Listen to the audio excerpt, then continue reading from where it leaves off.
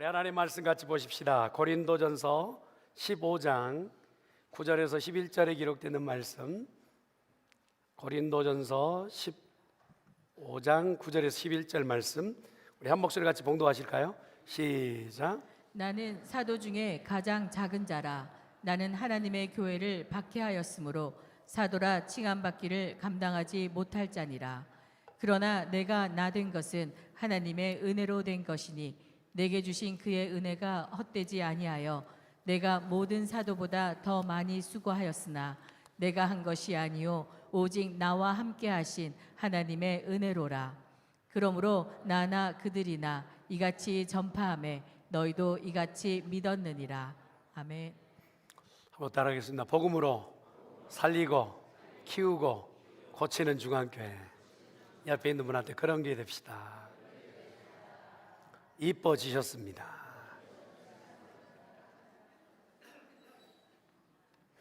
고대 그리스 철학 문화에서 매우 중요한 위치를 차지하는 격언이 있죠.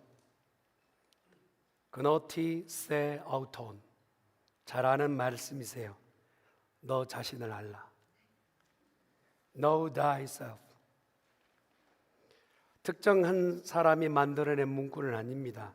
고대 그리스 지혜를 상징하는 문구인데, 우리가 아는 것처럼 그리스 델포이 신전 앞에 서 있었던 세 개의 문구 중에 한 문구이죠. 역사적으로 보면 어떤 이는 이제 탈레스라는 사람이 문구를 만들었다 하는 일도 있고, 스파르타 켈론이라는 사람이 만들었다고 얘기도 해요.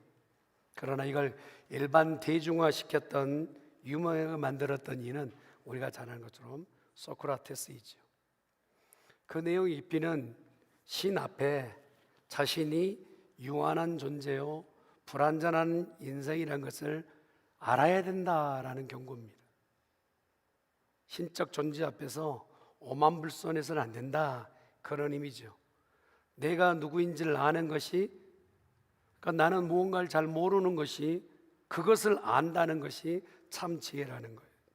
무지의 지각이 지혜다, 이런 관점으로 철학의 산물이었던 너 자신을 알라. 신앙 안에서도 내가 누구인지를 아는 것이 굉장히 중요합니다. 바울은 오늘 시작할 때 그냥 문구를 채우기 위해서 나의 나된 것은 이라고 쓴 게 아니에요. 나는 도대체 누구인가? 이 질문으로 이제 답을 믿는, 그리고 이 서신을 받는 모든 사람들이 신앙 안에서 올바른 정체성을 갖기를 바라는 마음으로 이 고린도 전서를 쓴 것이죠. 나는 누구인가? 이 질문은요, 도대체 누가 나인가? 라는 반문을 내기도 하죠. 시간과 역할 안에서 이미 규정되어 있는 나, 시간의 흐름 가운데서 태어나서 여기까지 있는 현재의 나, 그리고 흘러가야 될 내가 나인지, 아니면 무엇인가 역할을 감당하고 있는 그것이 나인지에 대한 질문이죠. 사회 가운데서 규정되어 있는 누가 나를 보고 있는 그것이 나인지, 아니면 내 안에 나를 알고 있는 내 속 사람을 내가 명확하게 알고 있는 그 내용이 나인지, 이 수많은 나에 대한 정의 가운데서 진정한 나는 누구일까? 이런 관점으로 바울은 오늘 서신을 써 내려간 것이죠. 우리는 시간이라는 큰 강변 앞에서 숱한 많은 시간들을 지나면서 나의 변천사를 보게 돼요. 10대의 그 아름다웠던 청순했던 모습들 있잖아요.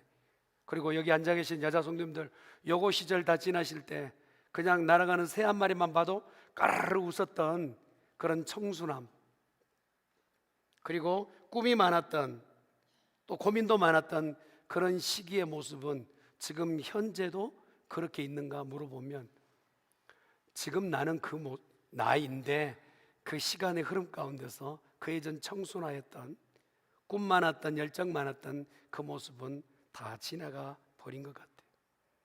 성공하여서 정말 나는 이 일의 프로젝트를 정말 잘했다 하는 그 성공하였던 내 모습이 나인 것 같아 보였던 성공의 모습, 그런데 그것이 권물 10년이라 얼마 지나셨을 때, 사업의 어려움을 맞았을 때 진짜 나는 성공하는 모습이 내 모습인지, 아니면 실패에 지금 바닥지고 있는 이 모습이 내 모습인지 갈피를 하지 못해서 허우적대는 모습이 있기도 해요. 만약 실패한 내가 예전 성공했던 모습을 바라보면 정말 그때 그거였는데, 아니면 성공했던 내가 실패했던 내 모습을 보면 인생에 나고자 하니야 똑같은 나이지만 그러한 모습으로 나 자신을 정의할 때가 있기도 하죠. 역할도 마찬가지예요. 사회 가운데서 우리가 가지고 있는 역할이 있지 않습니까?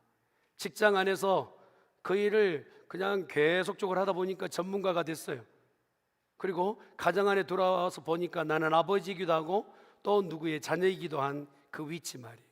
친구들에게는 온화하게 따뜻하게 한마디씩 건네주는 그런 좋은 상담가의 모습이기도 해요. 이런 역할이 진짜 나인 것 같아 보이지만 여러분 그렇잖아요. 우리가 직장 생활도 영원하지도 않고 평생 하는 것도 아니고 언젠가는 이 외투를 벗듯이 벗어야 될 때에 그 역할이 나인 것 같아 보이는데 벗어두었을 때 그 본연의 내 안에 있는 나는 누가 진짜 나인지, 외투를 입고 있는 이 지금을 감당하고 시간 속에 있는 것이 나인지에 대한 질문을 우리가 간혹 해보게 되죠. 내가 맡은 역할의 옷을 벗었을 때 말이에요. 저도 담임으로 있지만 언젠가 이 담임의 직을 내려놨을 때, 그러면 그 직이 나를 다 말하는가에 대한 부분을 봤을 때 직함과 그 역할은 다 한계를 갖게 된다는 것이죠. 바울이 오늘 이런 관점에서 나라는 단어를 쓴 겁니다. 나라고 하는 나의 정체성은 이처럼 끊임없이 계속해서 변하고 있어요. 시간이라는 큰 그 물결 가운데서 나는 변하고, 내가 갖고 있는 역할에 대한 부분을 통해서 나라는 그 모습이 계속 변화가고 있는데, 이 변화 가운데에 있는 변하지 않는 본질이 분명히 있을 거 아니에요. 세상이 변한다고 해서 나 안에 있는 모든 것이 다 변한다면 믿음조차도 그 변한 세상 가운데서 변질될 수밖에 없지 않겠어요? 근데 이 바울은 오늘 나는 도대체 누구인가에 대한 부분, 바울은 이 변하지 않는 중심에 나를 나 되게 하신 분이 계시다는, 내가 놓쳐버리고 이제껏 여김하며 직임을 가지고 또한 무엇인가 역할을 했던 그것이 다인 줄 알았는데, 시간의 그 굴레 가운데서, 크게 큰 굴레 가운데서 나는 흘러왔는데 그것이 나를 대변하고 증명하는 줄 알았는데 그것이 아니라 나를 나댕게 한 것은 하나님의 은혜라는, 하나님의. 바울은 이 변하지 않는 중심에 하나님의 은혜를 개입하며 그것을 인정하며 오늘 서론적인 얘기를 하고 있어요. 과거, 현재, 미래를 관통하는 그 정체성 말이에요. 시간은 변하지만 변하지 않는 내 안에 그 정체성, 시간이 변화돼서 내 안에 있는 정체성마저 다 흔들려버린 그것 말고 진짜로 시간과 역할이 바뀐다 할지라도 변하지 않는 한 가지 있어야 되는데, 내 안에 나되게 한 것은 도대체 무엇이 나를 나되게 하느냐? 그것은 아까도 말씀드렸지만 나의 나되게 한 것은 하나님의 은혜라. 할렐루야. 왜 이렇게 고백할 수 있었느냐? 여러분 인생이 자기 자신에 대해서 무엇인가 증명해내고 내가 누군 줄 알아요? 라고 자기 자신을 표현할 때 내놓는 여러 가지 내용들이, 내가 이만큼 배웠는데요, 이런 내가 재주를 갖고 있는데요, 이런 수준에 있는데요, 이런 신분을 가지고 있어요 라고 하는 모든 인생들이 자랑하는 그 거리를 오늘 바울은 한마디로 얘기합니다. 나는 배설물로 여기노라. 이제껏 나를 나되게 했던 그 모든 조건들, 나를 증명해내려고 했던 그 모든 여건들이 나를 증명해내는 것이 아니라는 거예요. 그냥 시간과 역할이 다 마무리 지어지면 거기서 끝나는 것이지 나의 정체성을 말하는 것은 아니라는 거예요. 그래서 내가 이제껏 가지고 있었던 그 많은 숱한 나를 표현해내려고 했던 신분의 로마 신분권을 가지고 있고, 내가 가지고 있는 자격은 가말리엘 문화생 가운데서 최고의 학벌을 가지고 있고, 이 모든 것들은 어쩌면 나를 나라고 표현할 수 없는, 오히려 배설물로 여기노라 얘기하고 있는 것이죠. 누가 진정 나일까? 이것에 대한 안정적으로 마지막 주님이 나를 부르시는 그날까지 흔들리지 않고 정체성을 가지고 갈 수 있으려면 내가 누군지를 알아야 된다. 나 자신이 누구인지를 알아야 돼. 무엇인가 내가 해낸 그것이 나이거나 시간 속에 있는 그것이 나인 것이 아니라 여기까지 나를 불러 이끌어 가고 계시는 그 하나님이 나를 규명하시는 것, 그것만이 나라는 거예요. 그래서요, 오늘 시간과 상황 가운데 변하는 우리들에게 어느 때는 우리가 오해할 때가 많아요. 내가 행동을 많이 했고 무언가를 열심히 뭘 했기 때문에 doing이 나인 줄 알아요. 뭘 해내는 것이. 어느 때는 내가 무슨 역할을 했기 때문에 그 역할이 나인 줄 알아요. 그러나 성경은 오늘 우리에게 꼬집어 말씀하신 거예요. doing도 아니고 role도 아닌 오늘 우리 되게 한 것은 being이라는 거예요.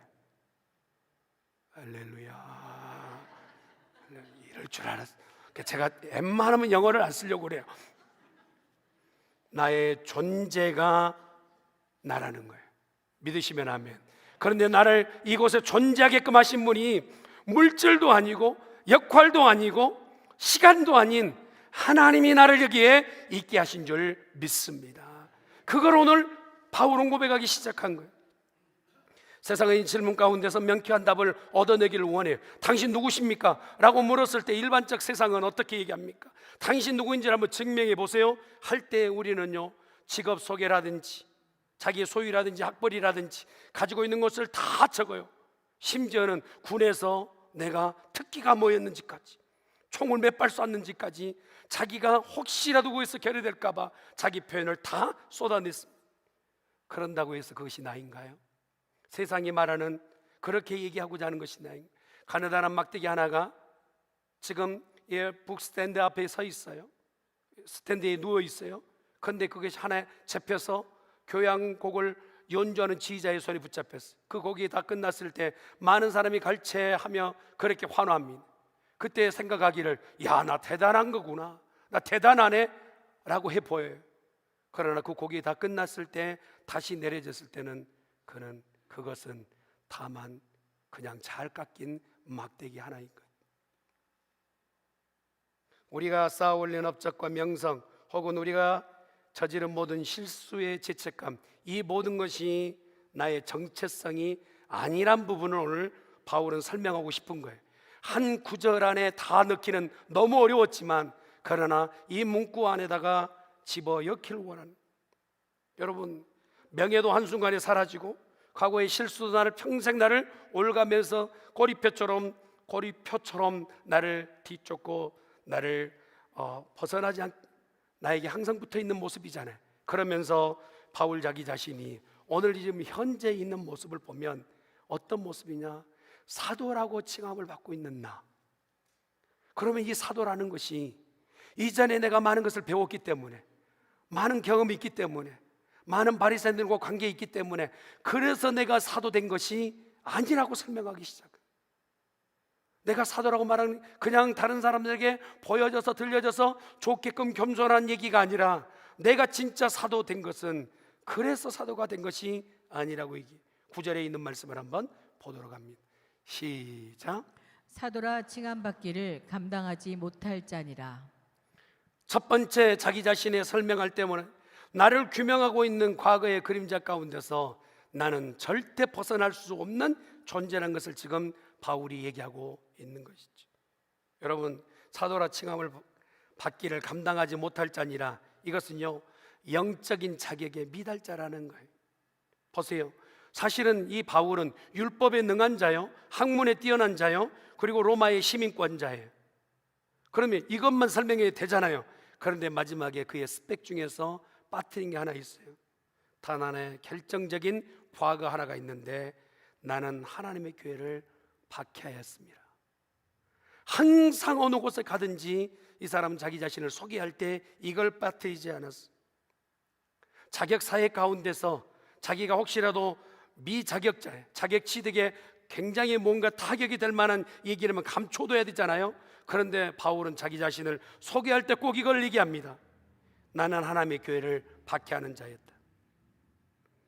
박해가 그냥 수동적인 실수한 정도가 아니라 알고 그냥 교회에 대해서 비난하고 그 교회를 믿는 자들, 복음 전하는 자들 잡아다가 감옥에 가두었던 아주 적극적이고 소극적이 아닌 자기의 스스로는 최대의 열혈 행위를 하였던 바울이었단 말이에요.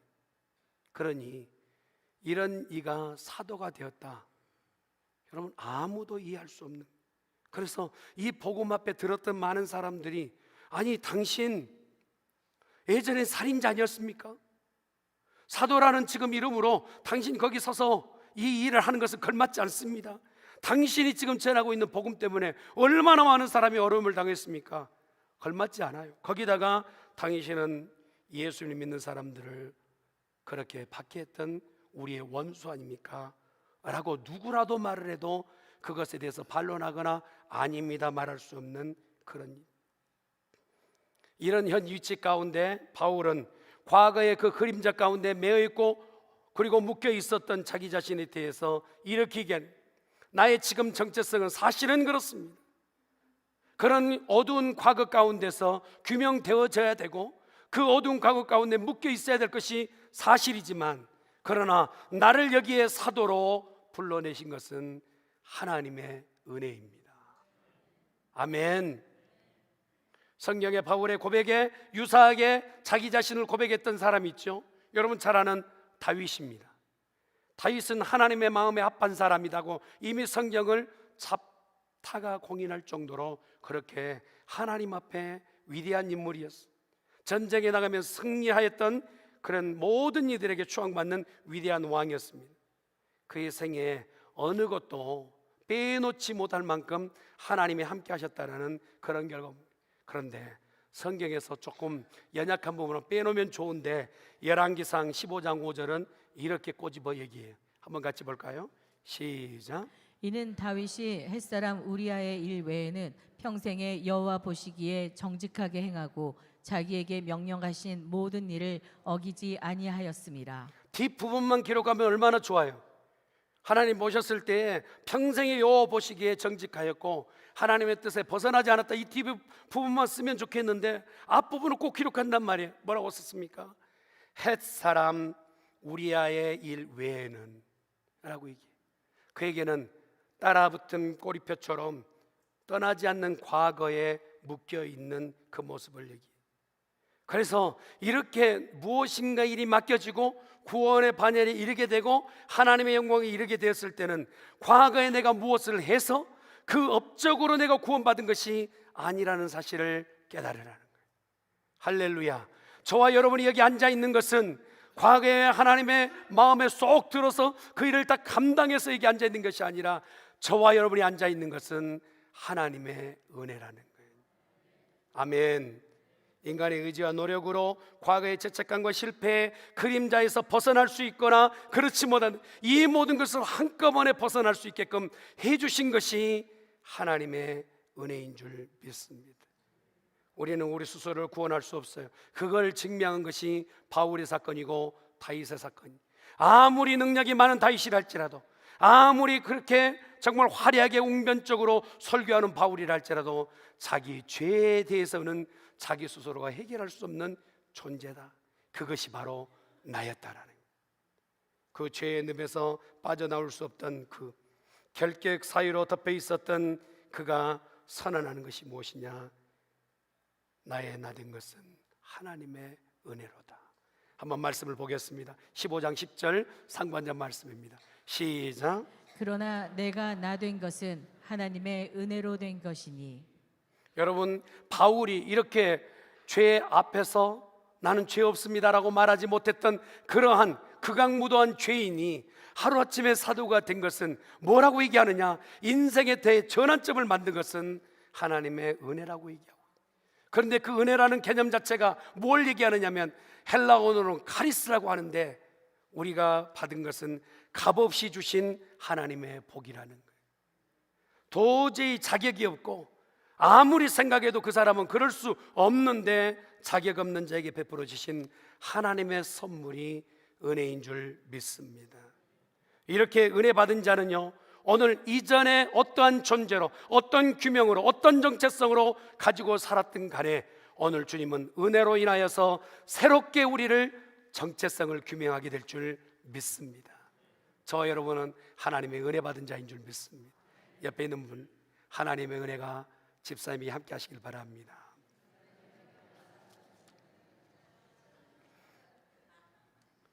은혜라는 개념 자체가 우리를 새롭게 하는, 정체성을 새롭게 하는, 규정하는 창조적 행위라는 거예요. 그래서 많은 사람들이 은혜를 단순히 죄를 용서하는 것에서 멈추어 생각하고 있어요. 그러나 여기에서 멈추지 않습니다. 은혜라는 개념은 죄를 용서하는 거기서 멈추는 것이 아니라 그의 인생을 전폭적으로 바꾸고 정체성을 바꾸고 내가 누구인지를 깨달아서 앞으로의 삶에 대한 방향과 결정하는 그러한 삶의 방향으로 나아가게 될 줄 믿습니다. 이전에 내가 죄의 책감으로 무력화되었던 우리들 말이에요.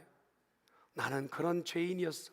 그래서 거기에 묶여서 평생을 거기서 굴레에서 빠져나오지 못한 자라 할지라도 하나님의 은혜가 임하면 더 이상 그 죄가 우리를 어찌할 수 없는 줄 믿습니다. 과거의 죄의 책감, 내가 가지고 있었던 모든 근심의 거리까지도 은혜는 그것을 다 덮는 줄 믿습니다. 그래서요, 고린도후서 5장 17절 말씀이 됐나요? 같이 한번 봅시다. 시작. 그래서 다시 살아나신 일이 없으면 너희의 믿음도 헛되고 너희가 여전히 죄 가운데 있을 것이요. 그래서 우리에게 말씀하신 거, 이제 보라, 이전 것은 다 지나가고 우리는 새롭게 되었도다 말씀하세요. 은혜로 새롭게 된 줄 믿습니다. 사랑하는 성도 여러분, 한 해가 다 저물어가고 있어요. 지나간 세월 가운데 묶여있는 인생이 아니라 오늘 이 시간 은혜를 받고 새롭게 되어지는 놀라운 역사 있기를 간절히 축원합니다.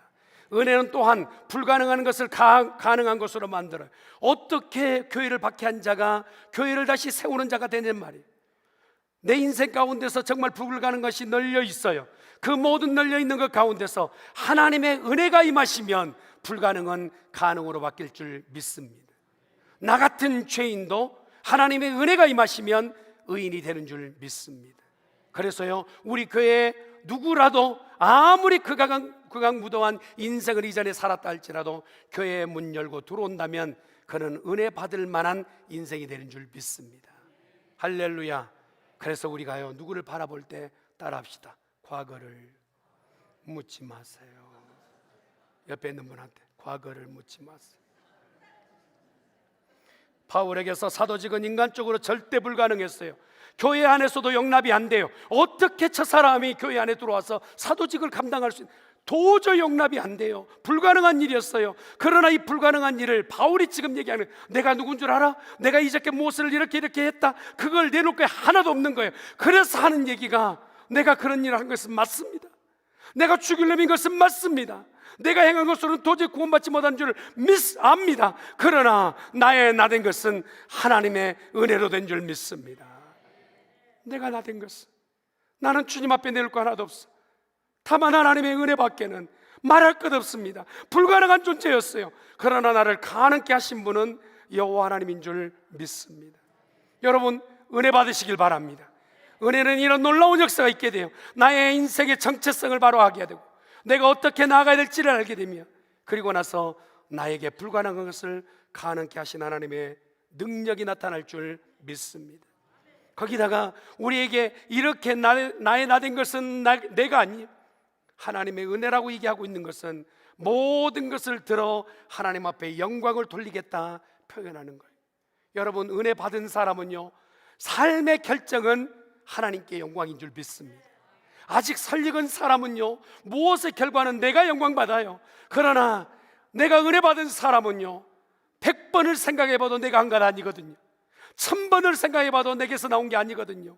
그래서 얘기하기를 나의 모든 인생의 결과물은 하나님께 영광입니다 고백하게 된 줄 믿습니다. 여러분, 베드로 아시잖아요. 베드로가 예수님을 3번이나 부인해요. 그리고 나서 예수님이 다시 오셨어요. 부활하시고.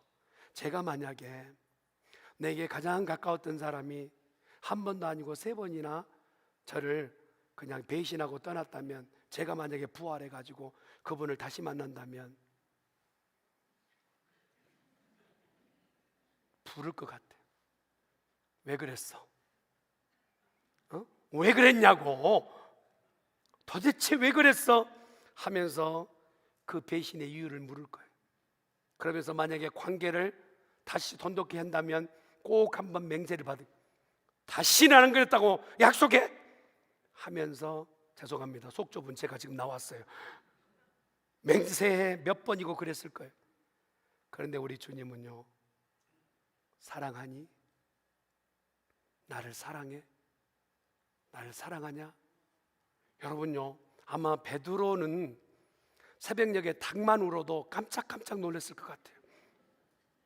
그냥 기가 버렸을 것 같아. 예전에 그는요, 자신 있게 모든 사람이 다 부인한다 할지라도 나는 주님을 부인하지 않겠습니다 했던 것이 베드로였어요. 맞아요. 그런데 3번이나 부인할 때도 베드로였어요. 부활하시고 예수님 앞에 선 것도 베드로였어요. 그런데 그 베드로에게 우리 주님이 은혜를 쏟아부어 주셨어요. 할렐루야. 그리고 나서 자기가 누군지를 깨달은 거예요. 정체성이 바로. 그리고 나서 남은 인생은 허우적대지 않습니다. 갈팡질팡하지 않습니다. 어디로 가야 될지 묻지도 않습니다. 그가 십자가를 거꾸로 맨다 할지라도 주의 길을 쫓았던 사도 중에 사도로 변모하게 된 줄 믿습니다. 은혜라는 이런 역할을 하는 거예요. 우리가 누구인지를 알지 못하고 예전에 내가 살았던 그 삶의 형식대로 살기 때문에 믿음 안에서도 갈팡질팡하는 것이지, 베드로처럼 다시 한번 정체성을 바로하게 된다면 더 이상 믿음에서 갈팡질팡하지 않는 줄 믿습니다. 네가 나를 사랑하느냐 물으시고 내 양을 먹이라 했을 때 그는 은혜 받은 사명자, 사역자, 사도가 되었던 것처럼 저는 우리 중앙교 성도들 모두에게 이런 은혜가 오늘 이 시간에 여러분에게 다가오기를 간절히 축원합니다. 어느 한 미술가가 있었어요. 특별한 거울을 가지고 있었습니다. 오래되어 거울이 좀 남루해 보였지만 그 거울 앞에 서면 특이한 놀라운 일이 있었는데, 거울을 바라보면 내 외형적인 부분도 보이지만 그 보이는 과정 가운데서 과거의 그림자, 과거의 실수, 그것까지 한꺼번에 보이는 특별한 거울이었어요. 그러니 내가 나 자신을 좀 보겠다고 거울 앞에 서면 내 이전의 실수나 후회스러운 일이 한꺼번에 보이기 때문에 그 거울 앞에 설 때마다 아주 자기의 부끄러움과 또 부족함과 그리고 또 보고 싶지 않은 혐오감 때문에 거울 앞에 서지 않아요. 그래서 이 미술가가 한 가지 아이디어를 이곳에다가 투명한 두꺼운 은혜 렌즈라고 하는 그런 투명한 유리를 덧붙였어요. 그런데 이 은혜 렌즈가 하는 역할은 뭐였느냐면, 예전의 그림자는 그대로 있긴 있어요. 예전의 실수도 그대로 있긴 있어요. 그런데 놀라운 것은 은혜 렌즈로 투영되어서 반사해내는 것은 그 렌즈를 통과만 하게 된다면 그 이전에 어둡고 깜깜했던 그림자는, 상처는 겸손의 무늬로, 그리고 실수는 성장의 그림자로 바뀌는, 내 외형은 보이지만 그 그림자가 오히려 오색찬란한 그림으로 보이게 되네요. 여러분, 우리 앞에 은혜는 이런 역할을, 예전의 과거를 다 지울 수는 없지요. 그러나 그 과거를 완전히 바꿀 수 있는 것은 하나님의 은혜인 줄 믿습니다. 할렐루야. 이 과거를 완전히, 은혜는 우리 과거의 기록을 덮고 새로운 존재, 나의 나된 것으로 다시 한번 규명하는 놀라운 역사가 있게 된다. 그러니 사랑하는 성도 여러분, 이런 은혜를 받은 사람은 은혜를 헛되이 사용하지 않는 성도가 되어야 될 줄 믿습니다. 10절 하반절의 말씀을 바울은 이렇게 얘기하죠. 한번 말씀 보겠습니다. 시작. 그의 은혜가 헛되지 아니하여. 여러분, 은혜를 받으면 바울이 자기의 삶 가운데서 완전히 대표적이 있는 것처럼 은혜에 한번 쓰이게 하면, 은혜를 한번 경험하게 되면 삶의 변화가 분명히 있다라는 거예요. 그럼에도 불구하고 은혜가 분명히 전달되었는데 그 삶의 변화가 없다면 in vain, 바로 헛일하신 거래요. 여러분, 우리의 삶 가운데서 은혜들을 다 받았다고 얘기를 해요. 그리고 은혜를 경험했다고 얘기해요. 그런데 그 은혜를 경험한 사람의 삶의 모습이 지금 어떻게 나타나고 있는지, 나를 통하여서 하나님의 은혜가 어떻게 투영되고 있는지, 반사되고 있는지 자기를 살펴야 돼요. 현재를 살아갈 수 있게끔 하는 능력의 원천이 되고 있는지, 또 다른 사람에게 하나님의 영광을 반사해내는 사람으로 살고 있는지. 저는 우리 중앙교 성도들에게 은혜를 맞이하고 그 은혜를 통하여서 또 다른 이에게 은혜를 공급할 수 있는 성도가 되어졌으면 합니다. 내가 모든 사도보다 더 많은 수고를 했다고 얘기를 거기 말밑 부분에 거기다 덧붙여요. 그런데 이거는 우리가 바울의 신학에 대해서 알고 있는 사람인데 왜 이렇게 파라닥스 같은 얘기를 다시 하고 있는지, 아예 다시 문장을 뒤엎는 얘기를 시작하고 있는지. 우리가 구원 얻은 것은, 은혜를 받은 것은 하나님의 은혜요, 그리고 믿음으로 구원을 받았는데, 아니 뭔가 또 행했다고 얘기하는 것은 무엇을 설명하려고 하고 있는 것인지, 그게 이런 내용인 겁니다. 우리가 은혜를 받았다면 뭔가 노력하는 것이, 노력이 프라이스가 매겨져 있어서 하는 것이 아니라 리스폰스, 바로 내가 은혜를 받았다면 거기에 반응하는 것이 최선을 다하여 헌신하고 봉사하는 것으로 나와야 된다. 할렐루야, 아멘. 여러분, 하나님의 은혜를 받았던 대표적인 인물이 1만 달란트의 빅 탕감을 받았던 이가 있었어요. 성경에 보니까 1만 달란트라면 평생을 두고 100년 1000년을 두고도 갚을 수 없는 빚을 탕감받은 거예요. 그러면 왕 앞에서 이 탕감받은 사람이 할 수 있는 게 뭐겠어요? 왕 앞에 감사하고 충성하고 그 왕의 궁정에서 열심으로 섬겨야 되겠잖아요. 그런데 그렇게 탕감받자마자 바삐 뛰어갑니다. 누구한테 가느냐면 자기한테 빚졌던 100데나리온, 얼마 되지 않는 그 빚진 자에게 달려가서 멱살 잡고 너 오늘 빚 갚아 라고 얘기하는 거예요. 아니 1만 달란트 은혜를 받고 탕감받은 사람이 덴방에 달려가서 하는 일이라고 하는 것이 빚 갚으라고 얘기하는, 못 갚는다, 아직 어려워서 못 갚는다 했더니 그를 감옥에 그냥 집어넣는 일을 바라보면서 성경이 얘기합니다. 은혜를 경험한 사람의 행위가 아니라는. 사랑하는 성도 여러분, 은혜를 받은 사람에게는 분명한 그 결과치가 나와야 될 줄 믿습니다. 교회의 봉사는요, 이것 하면 내가 구원을 얻는 데가 아니라 구원을 받았기 때문에 그것에 감사하여 반응하는 것인 줄 믿습니다.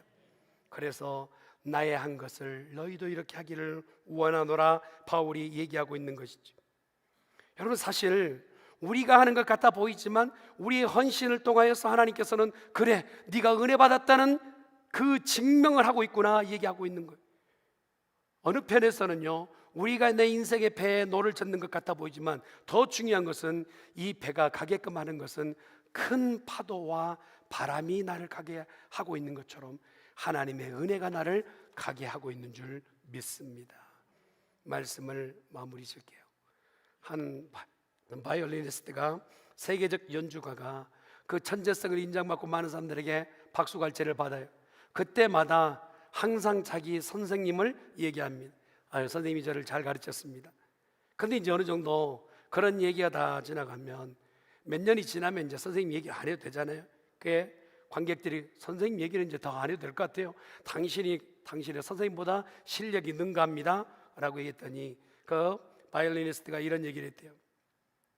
내가 지금 이 무대에 설 수 있는 것은 오직 스승의 은혜입니다.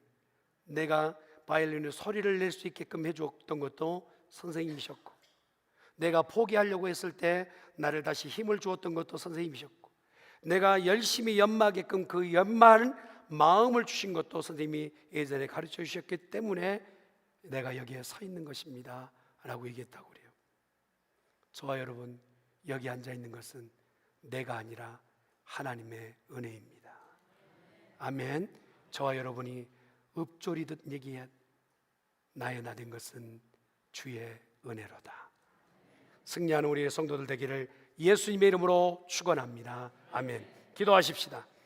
전능하신 여호와 하나님 아버지, 오늘 이곳에 모여 함께 예배하는 거룩한 백성들 위해 은혜를 더하여 주시고 내가 누구인지를 보게 하시며 놓쳐버렸던 정체성을 다시 한번 찾는 거룩한 시간 되게 하시고, 바울이 얘기했던 것처럼 나의 나 된 것은 주의 은혜로다 고백하는 우리들 되게 하여 주시옵소서.